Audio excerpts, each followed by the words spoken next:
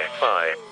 Hey everybody, welcome to Real Life Sci-Fi with Wade and Willie. I'm Wade. I'm Willie. This is a podcast about the paranormal and contemporary mythology. Join us on patreon.com/reallifesci-fi for access to 2 bonus episodes a week, video feeds, and more. RealLifeSciFi.show is all the links that we got, so check that out. Let's welcome aboard the SSRLSF. It's our good friend. He's a comedy producer, and he's got 2 shows coming up or currently.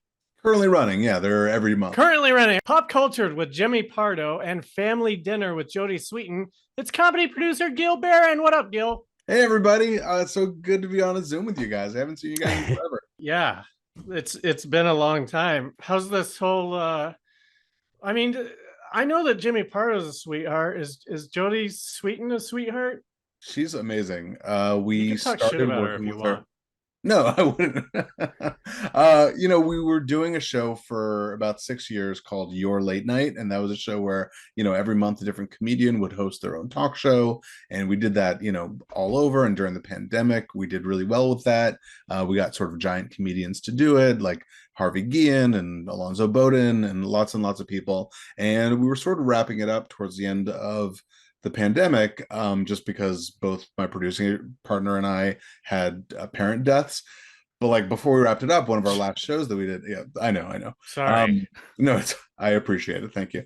But as we were sort of wrapping up, one of the last people that we got was Jodie Sweetin, and was just a dream to work with. Couldn't have been more fun to work with. Was really understanding of like what both of us were going through. And when we finished that show, was like, we got to keep this party going. And Ben and I had always been doing sort of a supplemental show whenever we couldn't get a bigger comedian, and that show was called Family Dinner. It was literally just comedians sitting around a table eating dinner, and the whole hook of it was like, the comics bring the food. You bring something that was important to you growing up. Like everyone had some kind of family dinner, something, right? Like either like Sunday night was dad's night to cook, so you ordered pizza, or like, mom's kreplach, or like whatever your family dinner experience was. And that like fit her brand so perfectly. She was like, I would love to host that. And so we brought on Sabrina Cognata, and we started doing it at the Comedy Store. We were selling out the Comedy Store, so we just recently moved to the Bourbon Room, and honestly, just a dream to work with her. What's the format? It's just kind of like a dinner. What is that? Dinner of 5? Yeah, like Dinner for 5, exactly. Yeah, it's a panel show. The way it's sort of adapted to Jodie's voice is it's become a little bit more about like the dinner games, the party games. So we have sort of fun late nighty kind of games that comedians play in almost an at midnight way, but it still is, they come with food that was important to them growing up. Like a really great example of it is Chris Fairbanks. He was on the show early on, and he came with literally just a block of tofu because he's like, my parents turned vegan when I was young and whatever. And during the show, he was like pulling out a Taco Bell burrito to eat because that's what he did growing up. Is like his parents would have help on the table, and he would sneak Taco Bell. So it's like that was his special memory of like what he grew up eating. Was she the Pants Off Dance Off host, or was that a different? That's she right. was. That was her. Yeah. Mm-hmm. Okay. God, I remember stumbling upon that and just being just baffled. Yeah, I didn't know what it was either. If you don't know what Pants Off Dance Off was, I don't even know. I saw it like once. It was just people dancing and taking their clothes off. And it was just on TV. It wasn't even, was it MTV, or was it just I don't know. It was just weird. It was one of those deep cable channels, I think, like maybe True TV at the time or something like that. Yeah, and I think Danielle Fishel hosted that too. Oh, here's what I'm going to ask you. Topanga did. Yeah. That's Topanga. That's her name. Danielle Fishel is Topanga. Oh, yeah. Okay. I've only ever known her as Topanga. That's funny. I've never learned her name. Yeah, I think that's very frustrating for her. Probably. Does Jodie ever? I mean, has she? I already know the answer to this, but does she ever call a favor and get those Olsen twins to come on the show? It's funny. This is going to be me speaking for Jodie a little bit, but the answer she's given us is, those girls were 5 when the show ended. You know, She they like were barely knows them. Yeah. right. Like Wow. there is a relationship, but it's much less of a relationship than, say, Jodie and Candace Cameron and Right. Dave Coulier. Like they all have a closer bond because they knew each other, and the babies were babies. And they know each other, obviously. We haven't had them on yet. Let's see what happens. Never say never. I They're keep kind of waiting. Like, hey, reclusive. what I about don't even know what Elizabeth they. Olsen? Elizabeth Olsen must have been born by the time Yeah, right. Full House She was. ended. Is she like big now? Is she the big one now? She's Yeah. Scarlet Witch now. Yeah, from the Marvel universe, from the Marvel Are movies. you serious? Yeah, Yeah. If She's you look at her, she younger looks than the just like Olsen him. twins. yeah. She's the Olsen twins' younger sister. Oh man, I thought all those wanna feel old things didn't affect me at all Until this one. just now. Just now. So look out in May or June. We're gonna have Scarlet Witch eating family dinner. She Really? makes an incredible tuna surprise. So it's gonna be really exciting. It's gonna be tuna casserole. Willie, what would you do? What would you bring on that show? Oh, I grew up eating chicken adobo. It's a Filipino Mhm. dish. Chicken cooked in vinegar and soy sauce. It's a killer. Oh, dude, I love adobo. The best adobo Do they I ever have had to was in the they Philippines. have I had to squid adobo. It was incredible. Wow. Yeah. I'll they- never go to the Philippines. Ugh. Go to the Flying over Philippines. water to Flying over water. Do they have Wade, to what make would you bring? I would probably just bring squash. My mom made this squash that my sister and I both really liked, but That's great. I've never seen it done the same. It was just like brown sugar. I don't know. It's hard to explain, but What's your dish, Gil? Gosh, I should have had this prepared. My yeah, mom it's your made, show. You've never thought about it? never even thought about what I would eat. You know what I made last night? Because I've actually really been getting into cooking more lately, but I saw a recipe for fried chicken that was the chicken was marinated in pickle juice. And I guess that's how Chick-fil-A does it. And so No way. I had just finished a Oh. jar of pickles, and I went and got a chicken breast, and I put it in this jar of pickles overnight, this empty jar of pickles with the juice, and it all absorbed. And then I threw it in some flour and egg and breadcrumbs, and it came out so good. That's the secret to adobo, dude. The vinegar, there's so much vinegar in that. It changes everything about it. Yeah, That's yeah. a really fucking good tip. I can't believe I've never heard that. I always save my pickle juice because I really like it. Yeah, I do pickle Now I've shots got all the something to time. do with it. People love it. All right. Well, we do something here on the show called the Wow Scale. Wow Scale. Are you a Wade or are you a Willie? Stands for Wade or Willie. It's a 5-question quiz. At the end of the quiz, I'll give you a score anywhere between 0 and 5. If you're more of a 0, you're more of a Wade. If you're more of a 5, you're more of a Willie. Are you ready to be weighed on the Wow Scale? Yes, please. Okay, first question, 3-parter. Do you believe in aliens? If so, have they visited Earth? If so, have they visited Earth in the last 300 years? I think it's mathematically improbable that aliens don't exist. I think it's mathematically improbable that we are the only intelligent life in the universe. The universe is really, really large and getting bigger every day. So it seems pretty odd that we would be the only ones in a habitable zone with the correct kinds of molecules and correct amount of sunlight and all of that stuff. Do I think they visited us? Goldilocks. The habitable zone, right? And do I think they have visited us? No, I don't think humans would be able to keep that secret. I just don't. All right, question number 2, ghosts. Oh, that's a really interesting one because I told you at the beginning of this podcast that I lost a parent. My mom passed 2.5 years ago now, and so many people were saying to me stuff like, she's watching over you, all of this, and it always felt to me like such a weirdly Christian idea. And when I ended up talking to my rabbi about my feelings about that, she was like, "No, ghosts are a pretty Jewish thing," and I was like, "Oh, that's interesting," because I just hadn't thought about it in that way. Like when people say, "Oh, they're guiding you," and all of this, like it just felt very Christian, which I kind of like. I don't know. I had an instinctive like pushback on, but then to understand that there is some like Jewish mysticism around ghosts and spirits, I find it interesting. I guess like the thought I was having around my mom's passing was like, I hope she's not here. Like, I hope, this place was fucking miserable for her. I She hope didn't like my room when she was alive. yeah, my room. Yeah. I hope that she was like in a place that's happy and free of the pain of this place. So Right. for ghosts, yeah, I mean I suppose there could be. I was a Ghostbusters kid for sure. I was like Yeah. fully into the Ghostbusters. But there was never like a story of who Slimer was, or like why are the ghosts all these like weird Muppety monsters? I It's know like, are they Slimer ruins the whole thing. It's like, that the Scolari brothers and this gross green thing that eats. right? And Well, his did you name, guys see the new one? is Onion Head. Yeah. He was Onion Head originally. That's right. In the Oh. new one, they have like a girl ghost who is lucid, who is has sentience, and they never explain what the difference is between her and like the swamp dragon or whatever, the sewer dragon. Yeah. They never tell you Yeah. what the difference is between those ghosts. Like, is it just are you a ghost for a certain amount of time and your brain becomes corrupted like Gollum? Like they never said. even Yeah. Gozer, just the idea of this Gozer thing was that a can god. create a monster. Yeah.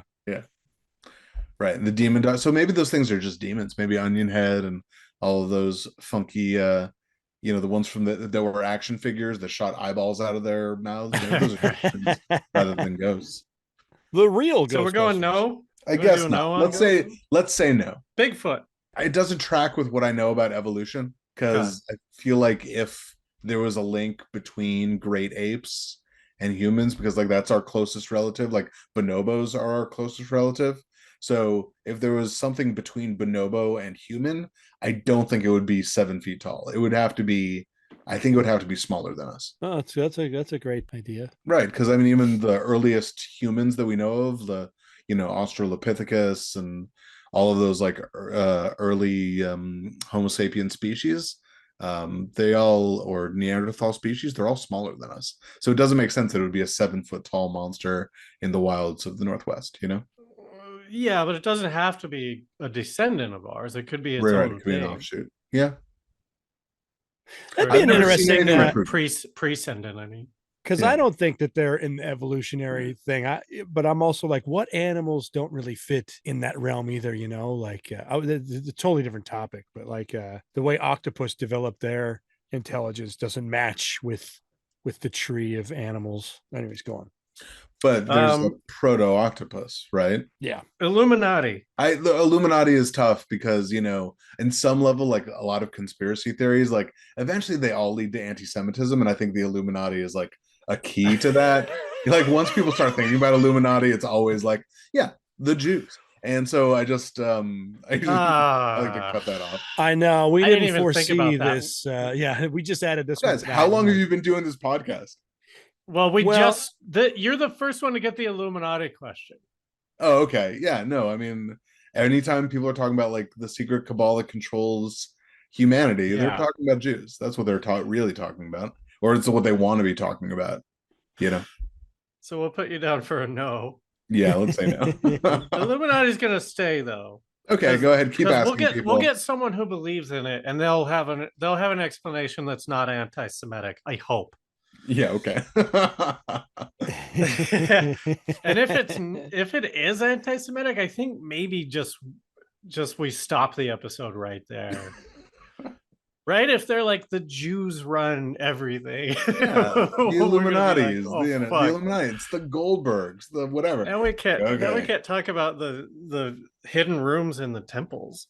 Yeah, like what's the banking family everyone talk? Oh, the Rothschilds. Rothschilds. Like, every time people start talking about the Rothschilds, it's like, well, we know what you're saying. It's not hidden. They're one of like the 8 old families that ruled the world. There's a Russian family. There's an English, whatever. This is what I'm saying, because it all leads back to that. And it comes from stuff like the Protocols of the Elders of Zion, which of course is a Russian created hoax. And it's people really have fallen for it. Have we been an alt-right podcast for the last 10 No, years? we don't really talk about anything in that realm. We've never talked about the I've heard you say Rothschilds a bunch. No. the Rothschilds, no matter what, are a rich, powerful family that money does run a lot of things, and they are Right. But remember, responsible people for. are going to say George Soros. People are going to say Sheldon Adelson. Like, these are Yeah, just all just we like skip. code We don't. words that just mean like, oh, and also, you know how those Jews, like, that's what they really mean at some level. And I know that it's all innocent, at this level of it. But it's like, you got to police yourself. You got to watch it. Yeah, like I rip on the Queen of England as much, and George Bush. You know what I mean? It's just Yeah. like power and money. Like these. I watched a video of the Queen inspecting her gold, and I was like, this is your fucking gold. Fuck you. What was she looking at it for? What was she worried it was on Shelves it? and shelves of bars of gold. She's slowly walking down the aisles, and I'm like, I've never seen so much gold. And good job being a queen. Good job. Yeah, good for her. Good, well done. I don't know. It seems like the monarchy is falling apart. Am I wrong? Like the kids don't seem to want it, right? For real. It's like I know that their government exists without them in a certain way, but yeah, I mean, they're they're sort of they're mascots. because like what some other uncle's gonna come in and rule because the kids don't want Are we gonna get into a King Ralph situation? Because it. Maybe it's me. What if it's me? that would be so great. King Wade. Oh Hey, King my. Wade. What me and King Ralph have in common is a love of bowling. I haven't seen that. I haven't seen that movie since it came out. But all right, last question. Multiverse. You think that's real? Yeah, probably.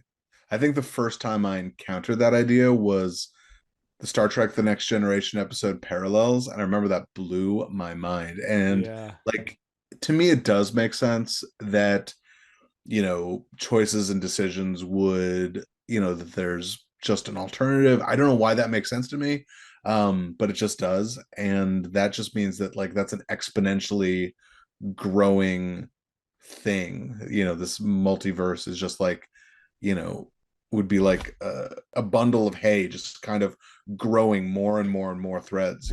If you picture watching a zooming in on a fractal, it's like just picture zooming out. Amazing. Like everything over Yes, and over yes. and over. That I love very the idea of relatable it. idea of zooming in on a fractal that we can all picture. Now just picture the opposite of that. And that's what the multiverse is. Get it? Fucking what are you talking about? All right. Well, Gil, I do think alternate realities, sure. So, well, yeah, what's my score? Who am I closest You're to? a 1. You're a Wade. So you're not a 0. You're not a 5. You're a 1. You're more of a Wade than you are a Willie, and it's great to have you on Team Wade over here. Great. Now let's get to the topic, and so that we can just slam Willie's beliefs. Okay. Tonight on Real Life Sci-Fi, sonic weapons. Weapons using either infrasound or ultrasound that can cause discomfort, but also instant death. Are these things real? Have they been used? Have they been used today? Tonight on Real Life Sci-Fi. What do you know about sonic weapons? Have you guys heard of them before? Yes. There was something at Guantanamo Bay, right? Like people were talking about that Cuba had used it on Guantanamo Bay soldiers and people got sick. Yeah, this was 2016, the Havana Syndrome. That was used on the U.S. Embassy. I'm looking at a CNN Health article from December 2020. A mysterious head injury suffered by U.S. diplomatic staff in China and Cuba that have been described as sonic attacks are consistent with the use of directed microwave energy, according to a report published Saturday. Well, microwave energy is not sonic then. Well, but the real electromagnetic. Microwave energy is one idea, but the Havana Syndrome happened in Havana, Cuba, but also in Guantanamo Bay. I'm sorry. Hang on. Before we get too far into this, I just wanted to say that your show was featured in an LA Times article. What is it? March 22nd? LA That's Times. Right. Jodie Sweetin channels Full House dad Bob Saget with her inappropriate and dark comedy. So check that out. You can read about Gil's show. Yeah, All right, the next sorry. one is April 25th. I don't know if this is coming out before that, but we're at the Bourbon Room. You can go to the Bourbon Room website for tickets. This is going to be a special Puff Puff Passover edition of family dinner. So it's Jewish stuff and weed stuff. We have Nicole Amy Schreiber, who's super hilarious. Ben Glebe and Ian Carmel are all going to be on that show. So it's going to be really, really fun. You know what we say? We say, come get fed up with us. So, you know, there's really delicious food at the Bourbon Room, and it's really fun. It's during Passover, so it counts as a Seder if you are trying to fulfill that requirement in your life to come to a Seder. It's going to count. Nice.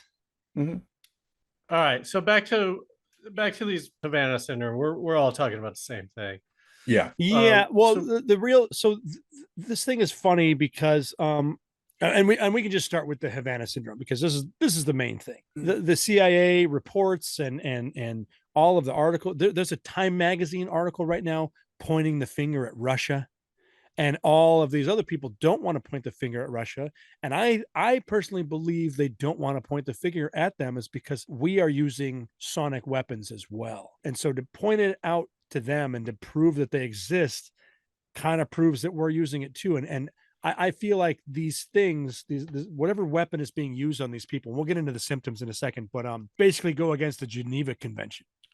Why? What article of the Geneva Convention? The Article 35 for superfluous, I can't say that word, injury or uneasy suffering. Okay, so like weapons that would cause illness. So this would be like why biological weapons are illegal. So you can't like drop smallpox on an army. Yeah. Okay. And so the people that have experienced Havana Syndrome, they say it comes on very quickly. They say it feels like there are waves or beams of energy hitting them. They get migraines, anxiety, dizziness, cognitive disruption. Some have been hospitalized, and they say that after looking at brain scans, the damage that was caused to them was similar to a concussion after a car accident. And they say people in the next room didn't suffer or feel anything. So it's definitely like directed at. It's super directed. They definitely investigated poison. They investigated different machinery that put off. There's this guy, Vic Tandy, who worked at Warwick Labs in the UK. He designed medical equipment. This place that he worked at was supposedly haunted. One night he felt strange and hairs rose on his back and his heart was racing. And then he saw a ghost in the corner of his eye. He's like, I'm going to figure this out. What is this? Well, the next day he came back and found out they had installed some new fan. He was a fencer and he saw his foil was vibrating sitting in this spot, and they installed this new fan. He shut the fan off and it stopped vibrating. So ultimately this fan was putting off sound energy. It was around 19 hertz. Audibly we hear between 20 hertz and 20, is it kilohertz? Yeah, so that's 20 to 20,000 hertz. Just below our hearing. That would be infrasound. Yeah, infrasound. Vibrational sound energy made his foil vibrate, and our eyes have that, are basically at 19 hertz, whatever. So like it was vibrating his eyes in a way that made him see things. He's like, oh, people aren't seeing ghosts. Their eyes. This is like an accident. Yeah. So some fan company just like, or like was something loose in the fan that like the vibration was just at a specific. Yeah. It's just at a specific reason. He designed medical equipment. He was just a smart dude. Like, no, I know, but it's just crazy that you can get a fan installed and then you think you're seeing ghosts. Yeah. Most of the poltergeist things that I've seen definitely feel like when I look at it, it looks like a magnetic energy, electromagnetic energy of some sort. So I'm like, oh, if this is just vibrational sound energy, like piling up on itself and causing things to open, I'm like, oh, he scientifically figured out the ghosts of his building. And I'm like, I feel like that probably fits with a lot of other. Did you just say that you've seen poltergeists? I've watched a lot of poltergeist videos, and yeah. They don't, a lot of times they don't look like. All right, never mind. Old. Yeah. But here's the thing about these.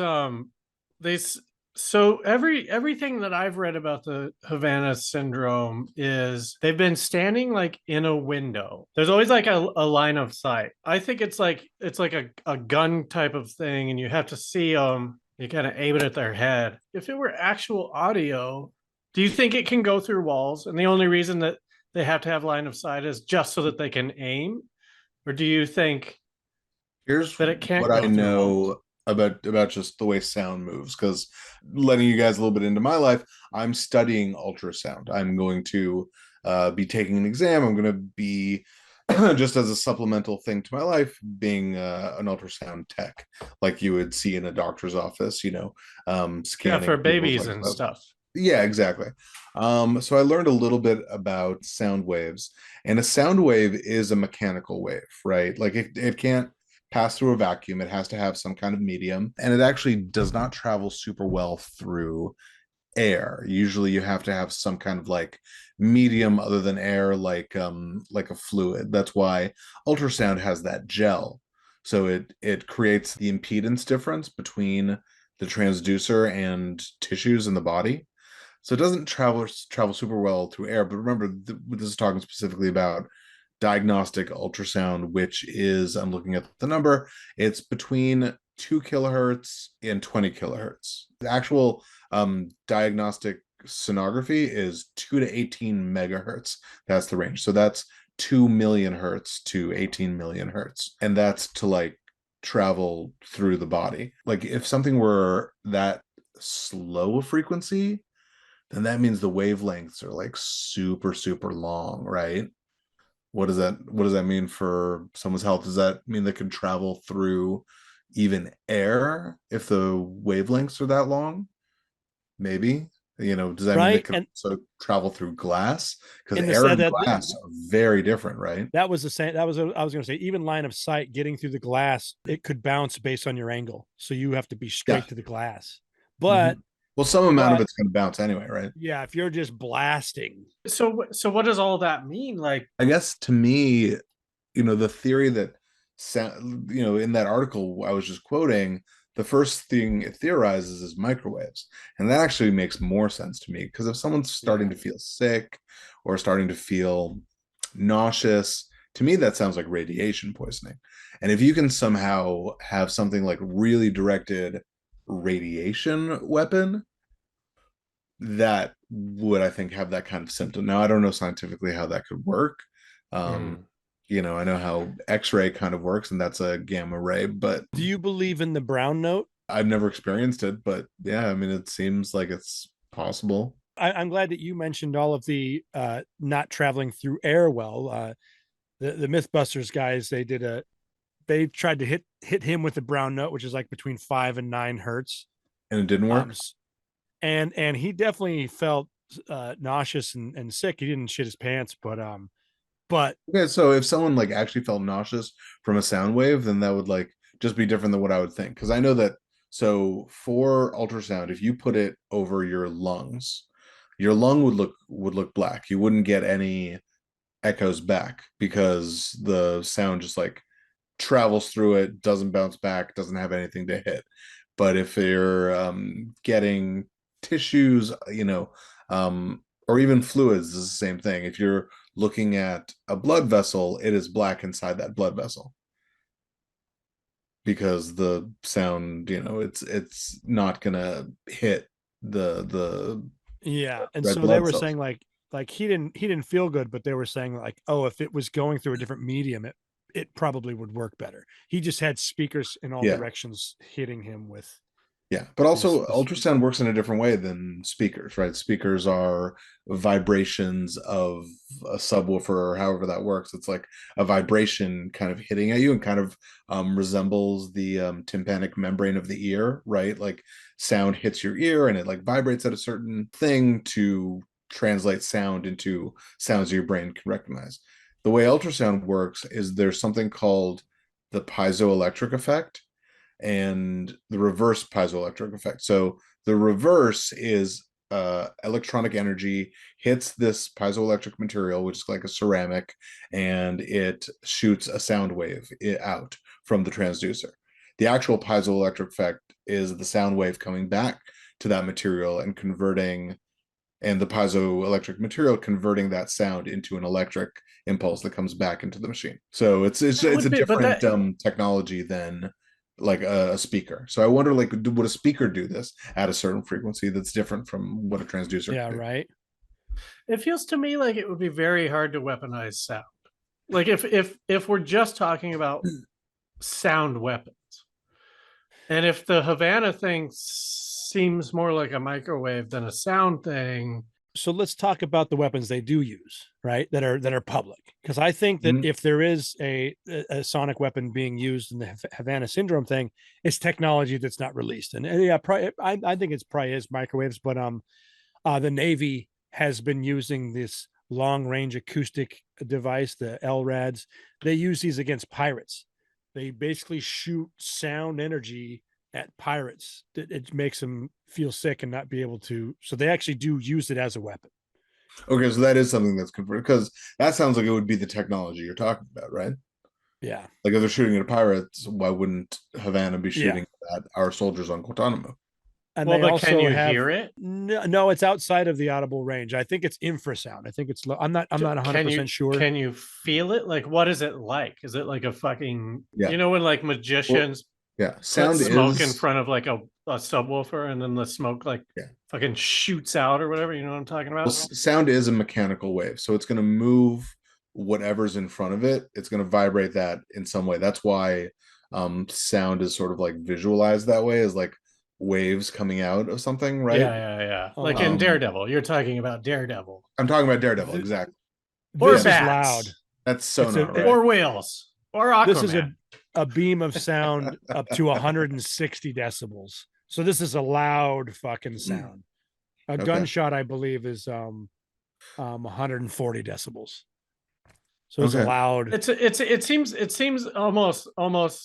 But it's still infrasonic, so it would have that power, but not necessarily be audible to human ears. I'm not actually sure if it is infrasound anymore. Hey, bud. Good night, bud. Dad, I love you. I love you, my dude. Hey, don't take that out. I'm here. Say hi then. Hi. What's up, Moose? Good. You hear me? What's up? What's up? This is Gil. Say happy birthday. Happy birthday. It's Gil's birthday. Say happy birthday. Thank you, Moose. Did you like the comic books that you got? I got the comic books from Gil. Remember I read you the comic books? You loved them? Mm-hmm. Moose, come help me pick Okay, give me that. Say goodnight. Yeah, I bought some comic books from Gil, and I read them to Moose, and like right off the bat, the first three we read is just amazing. I'm very happy to experience that. These weapons though seem, and I know that the topic is sonic weapons, and so I don't want to keep going back to the Havana Syndrome, but the Havana Syndrome weapon sounds like way more advanced than these. These just sound like a baseball bat compared to like a laser gun, right? Where you're just like brutalizing people with like you see in that like noise. We're just right.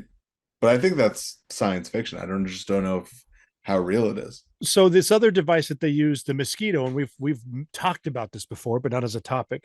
In the UK, they send this sound out to teens because it's in their audible range. It's like once you get above 20, like you don't really feel it, but people under 20 are uncomfortable. And this is between 19 and 20 kilohertz. Well, so I mean, you got to describe it better. It's not just all of the UK. It's shop owners that don't want a bunch of what are they called? What are the loiterers, stragglers? No, the British chavs. What do they call those kids?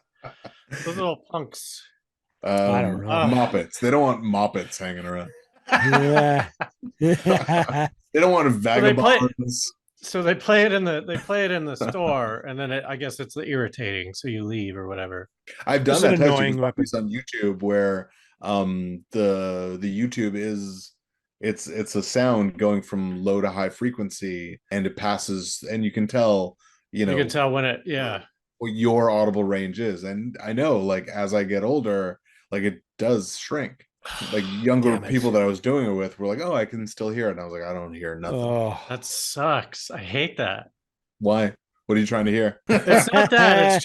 It's just another concrete proof of mortality, and I just don't want to think about it. I don't want to think about it. Yeah, going back to this, the Havana Syndrome, like the fact that some of these people, their brains were scanned and they had tissue damage. This isn't accidental poisoning. This is something that's happening. And the Obama administration at the time evacuated the embassy, and since then, people have had these same effects all over the world in the U.S. And now, just talking about our embassy, people in Uzbekistan, Cuba, China, Russia, Colombia, and even in 2020, there were 2 people working at the White House that had those same symptoms. Right now, it's spy shit, and so we're fine because we're not spies allegedly. I mean, if we were, you wouldn't know it. But I'm wondering if that means either because of the Geneva Convention, like you said, or if it's cost prohibitive to like actually use it as like a weapon, but for now, like that whole Havana Syndrome thing just seems like just spy shit. Yeah, I'll tell you what I know just about ultrasound and tissue damage, because one of the reasons that I moved into this side of it was that I knew it was no radiation, no magnets like MRI, it's wasn't like X-ray or nuke med or anything like that.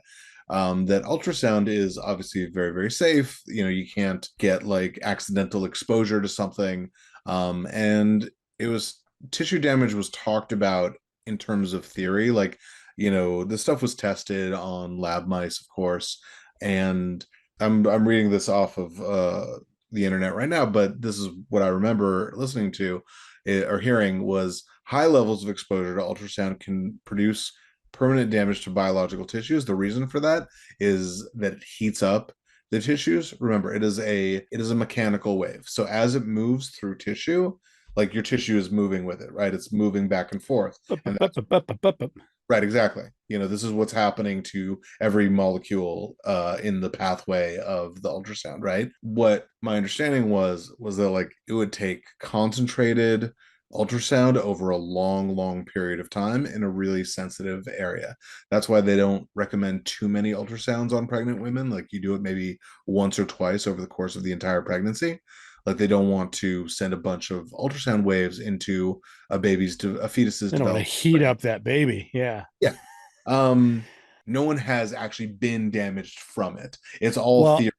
It's just like, hey, if you were like directing this at like an eyeball for 15 minutes straight, yeah, you might cause some like cavitation or bubbles to form or something. So it's not recommended, and this would be like really high frequencies. And this is ultrasound. I want to talk about this dude who created an infrasound weapon in 1957. This was so Can you just like define the difference between those terms? Infrasound is below our hearing and ultrasound's above our hearing. And it's all about the cycles. It's all about it's the frequency. The resonant frequency of our brain and a lot of our organs is about 7 hertz.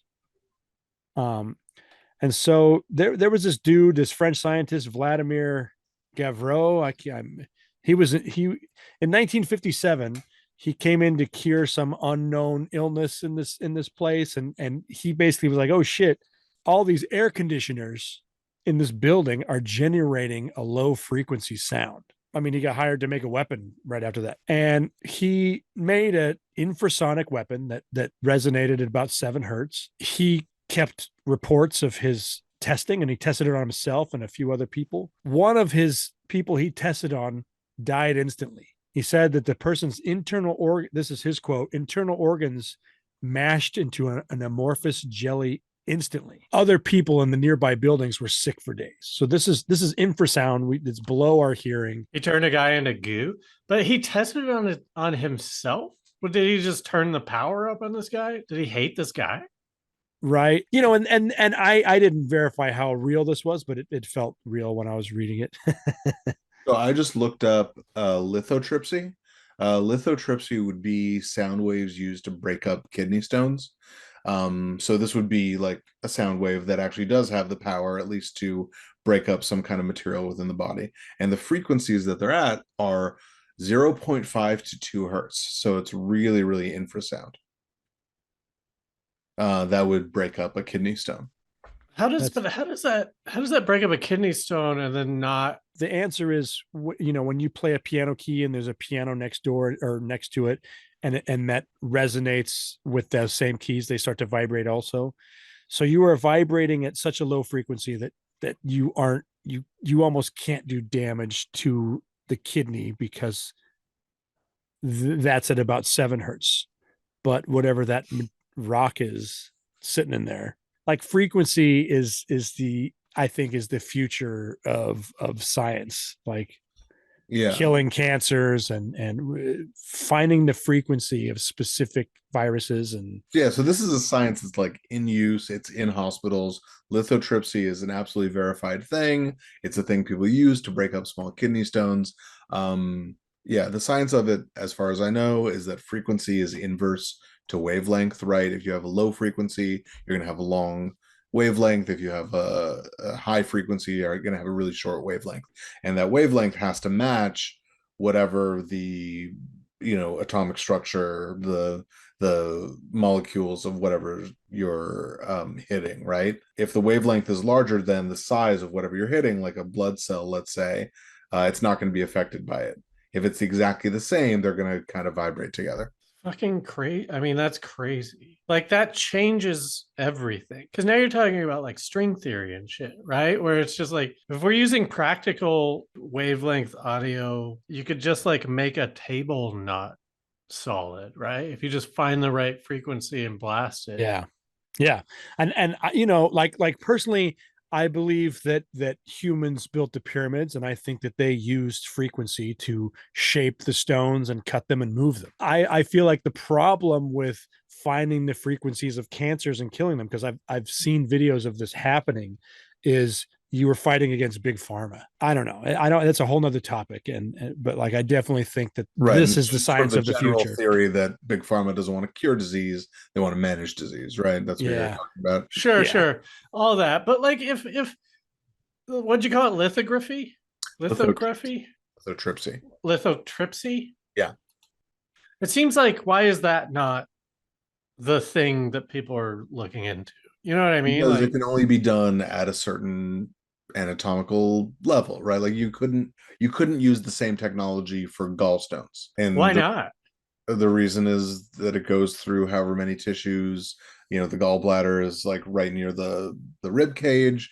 It just wouldn't work because of the way the surrounding tissues, the sound is going to get absorbed or attenuated before it ever gets to those stones. And then the makeup of gallstones is different, right? Gallstones are made up of hardened, whatever the acids are that are in the gallbladder, as opposed to kidney stones, which are made from like the byproducts of urine, like byproducts that come out of blood. So whatever those things are probably just weaker and able to be broken up in an easier way. And the kidney is real near the skin or something. Is that why when you get rabbit punched, it hurts real bad?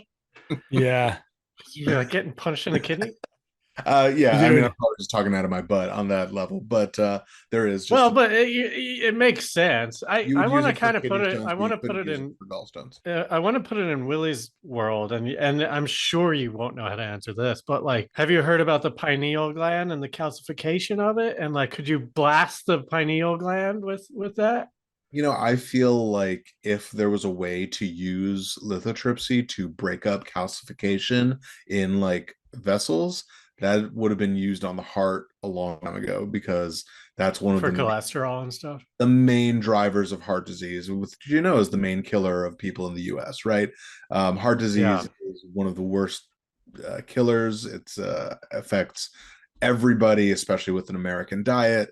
And all of our arteries are hardening as we speak, just by virtue. Well, let's just do that then. Why don't we just do that? Yeah, if they could, they would use lithotripsy to just break up all of that stuff and hopefully find some way not to let those little flakes of calcium get to the brain, of course, but like however they would do that, like they would do it. I for whatever reason, doesn't seem viable. And the pineal gland is the one in the brain, right? Yep. Yeah, it's pretty close to the pituitary gland, but yes, and probably don't want to shoot something that could damage you at the brain. A little bit this way, and whoops. Oh, why are you afraid of learning how to control shit with your mind? I will say that some people, including myself, believe that some of these pyramids are chambers for you to go in to basically have a sound bath, and that you would heal yourself by going into, depending on what your sickness was, go into the different pyramids and Real expensive. vibrate. Sound. Yeah. Not if you can But that's cut the and move first time stone for free. that's the first time the sound bath has ever made sense to me. But now it totally makes sense. I always thought it was just like, oh yeah, it's like the absence of sound you can think about.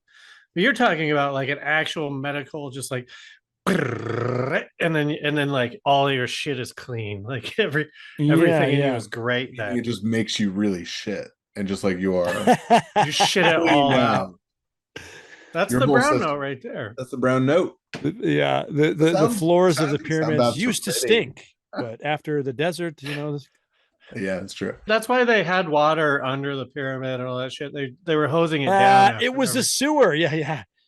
They say that the tiger growl is about 18 hertz, and so a tiger growl will actually disrupt the victim's mind before it gets attacked. Oh wow. Like, oh, that's but does cool. that okay? Well, this is a question. Does a deer and a human have a same? Would that work on a deer and a human the same? Well, a deer's going to have a different hearing capacity. It would, right? So the tiger. What do tigers prey on mostly? What do they? They're prey? in like, I don't know what tigers. They're in like South Asia for the most part, right? So yeah. I don't know what monkeys. They eat. Different monkeys. I would imagine monkeys, rats. So that means hogs. That kind of means pigs. Us. Yeah. Definitely in this realm, people have talked about, oh, you can't. Some people just have tinnitus. There's a thing called wind turbine syndrome that 20% of the people around that grow up around wind turbines experience difficulty concentrating, migraines, insomnia. But the wind companies tested this, and they say that this doesn't exist. But be careful with that though, because that could be fossil fuel feeding you propaganda. Fossil fuels is so against wind farms. They say that it's killing birds and all this stuff. I don't know what to believe. This is the Donald Trump bird killing thing. Yeah. Right. And then so in that realm, I'm going like, gosh, take away sound and just put it back on radiation and picture. And I'm not suggesting anything. I'm just pontificating the idea that maybe all of our cell phones could cause an athlete to just collapse, like just radiation signals bouncing everywhere. I don't know. I'm not. Why an athlete in particular? Well, I've just been. I know we had it was Bronny James, right? Yeah, exactly. That's what I was thinking of, or something, right? Yeah. Yeah. I mean, I bought the explanation that he had some heart murmur by pushing his body too hard. I mean, I know that being young. Well, that's happened to so many guys, right? Like, didn't that guy who would shoot he was left-handed and then he died like that, and then his friend shot him left-handed after that. From then on, as like a yeah. Could some of these Havana Syndrome people just have been in a weird situation where, the combination of an air conditioner next to a fan next to I don't know, maybe could it have been the environment? I fully believe the Havana Syndrome people. Like, when you hear them talk about it, it's like immediate and it's like they feel it immediately. It's like a drill going into their skull, and I don't think, like, if you were just in a room with a fan like that one guy or whatever. Yeah. Oh, someone's sending an email.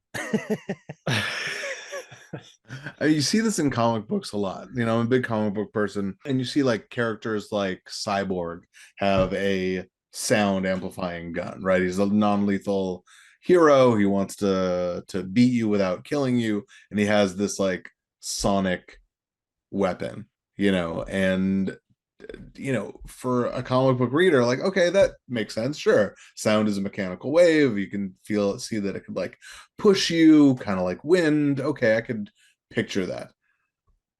The question is, does an actual scientist look at that and say, well, that's not possible? Or does someone say, like, I'm working on that?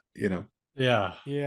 Because as a science fiction fan, as a comic book kid, sure, it sounds plausible to me. And from what I've learned from ultrasound, that there is some mechanical effect at really high frequencies for really long exposure over a really small area, right? So like theoretically, if you could expand on that. You could develop that into some kind of weapon at high frequencies, or apparently at low frequencies with this lithotripsy, right? Yeah, and I So missed the opportunity to pull out my sonic screwdriver. I don't know where it's at. I didn't understand sonic screwdriver. I finally watched some Doctor Who, and I'm like, that doesn't seem that sonic. It works for everything. It works for It's a everything. magic wand. Yeah, It's a magic why is wand. it sonic? They thought it up in the 70s and they're just like, what sounds cool? What's an alliteration? Oh, I don't know, sonic screwdriver. It's not sonic, it's stupid. It's a stupid screwdriver is what it is. The Doctor and his stupid screwdriver. Well, Wade's is Doctor there Who villain. He's going to be on the next season. only if I don't have to sit in a makeup chair for like 8 hours? Aren't all the villains like weird? They have like ears on their face and stuff. Yeah. I like Doctor Who because the Doctor fights.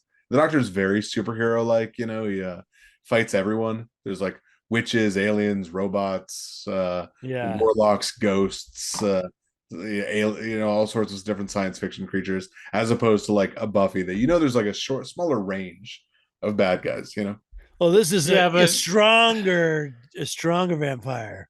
Oh, Doctor Who's just cerebral Superman. Like instead of Literally, punching yeah, things, I think he the same just way. knows the way to beat everyone. Yeah. Like there's no stakes ever in Doctor Who. He disagree. always knows.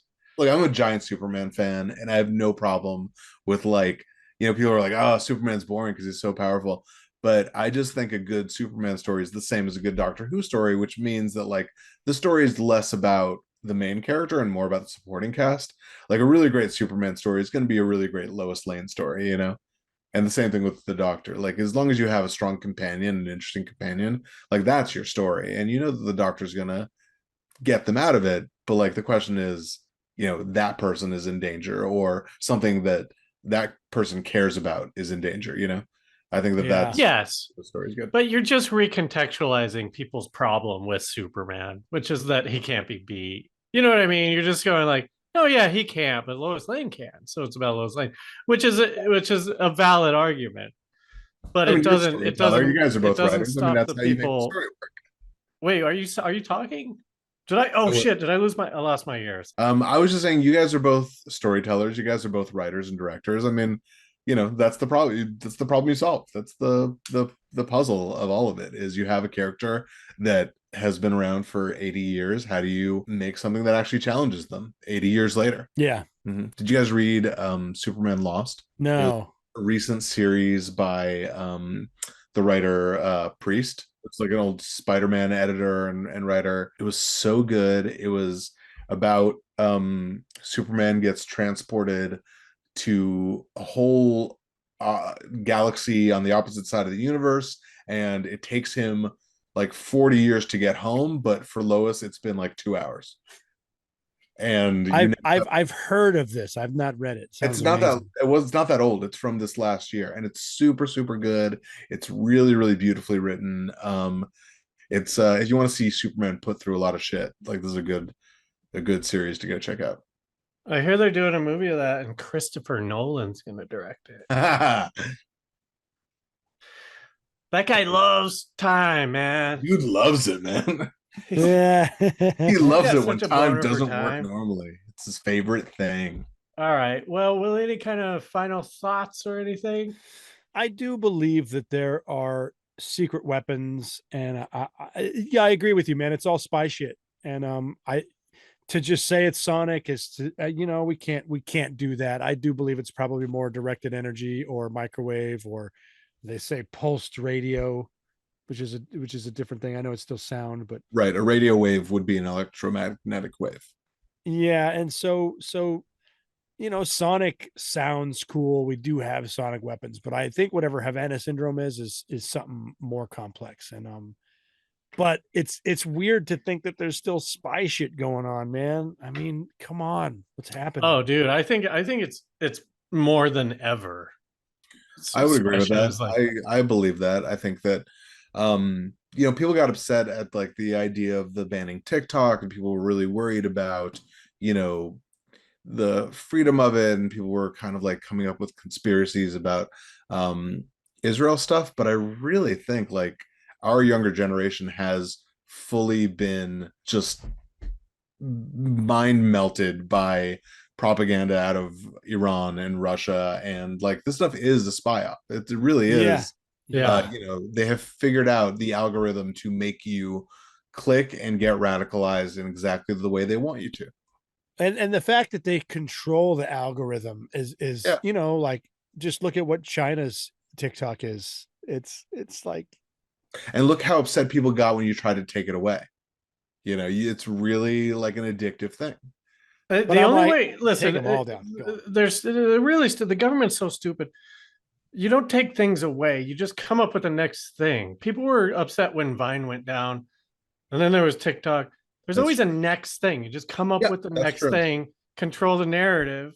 Just be smart about it. Don't be like, you can't have that, because that's the Barbara Streisand thing, right? Like, didn't You're she right. have a picture Yeah, she you're wanted right. off the internet? Like, no, that's not the way it works. The second you say you don't like something, it perpetuates itself, But because the we're way all people trolls. denied that it was possible that they could be propagandized, like we can all be propagandized, man. Like we are all being radicalized. We were just talking about our friend who joined a flat earth group as like kind of a joke and then started believing it, because if you feed your brain that shit over and over again, it starts to make sense. I was hoping that them trying to take down TikTok would make us scrutinize the shit that they're leaving behind. All these other Okay. things are fine. Like, Right. let's create some new rules to own our digital identities. Own, the rule is own your own. Like, don't tell, you can't let anyone tell you what to do. It's very easy to not be on social media as a 40-year-old. I mean, like, these kids, I feel bad for the 16-year-olds and shit. That's their entire social life. But for me, I can't remember the last time I went on Instagram. You know what I mean? Like, Yeah, you're better I than I am. know. I float through it, but I miss so many things, and I'm like, Yeah. I don't know what's going on. well, once As a they comedy change, producer, I feel like I have to be there. That's how else are people going to find out about my shows? I'm so jealous of people who are like somehow their shows get like word of mouth, and right? like the Frogtown show is a great example. Like I never know when the Frogtown show is, and then I always see pictures from it and it's packed. I'm like, I guess everyone is a huge fan of this Frogtown show. And I Yeah, don't dude. There's another show that I want to go to, and like it took me a long time to figure out even where it was. And I'm like, I Yeah. see these pictures, like no one's saying the address or the venue, and I'm like, where's this? Well, that just sounds like viral marketing, right? Yeah, somehow it's amazing. And I work so hard to tell people, hey, I've got these two shows and you You got got to to do the opposite. You just Oh got yeah, to put pictures up and yep. then really cryptic messages Make it on the look like a cool pictures. party. The one show that I worked on that became like that was I was the original producer on the goddamn Comedy Jam. And we used to do that at the Lyric on La Brea, and that became a party so fast because like Bill Burr had done the first couple. He loves drumming, so he just like came on and did that show, and that show turned into a huge party every single month. And I was like, Wow. I was telling people about it, but what, the 10 people that saw my posts were doing that? I think they just saw a really cool show, and it just kind of like, it just kind of becomes a thing. Yeah, But yes, I would love to get off social media. But I'm sitting here like it's, for me, it's 8:19 p.m., 8:20 p.m. right now. And I'm like, okay, 4 hours until the birthday messages start coming in.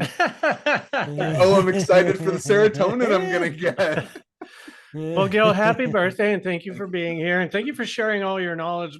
I mean, you're very knowledgeable about this topic. We very rarely have anyone who has actual science to say about stuff, which is cool. Yeah, it was awesome. Someone's gonna email you guys saying everything I said was wrong. I took I don't my think we have last listeners who are smart exam like enough. 2 months ago, so it might all be like, I think I remember that.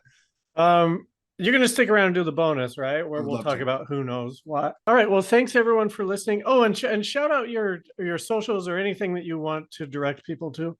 Yeah, you can follow me, of course, at GJBaron on all the things, GJ Baron. You can find my shows at Pop Cultured Show. That's at UCB once a month, hosted by Jimmy Pardo, Pop Cultured Show. And the other one is Fam Din Show, as in family dinner. and that's the one that's hosted by Jodie Sweetin. As long as you follow Jodie Sweetin or Jimmy Pardo or the Never Not Funny podcast, or what's the Full House one that Jodie does? I think it's called How Rude Tanneritos. As long as you follow those, you will find out about our shows. Come hang out with us. It's really the funnest way to spend an evening.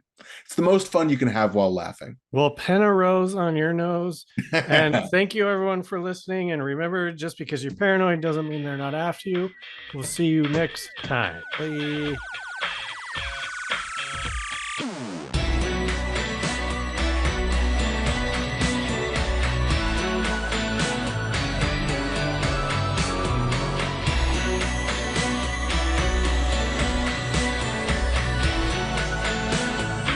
Real life sci-fi.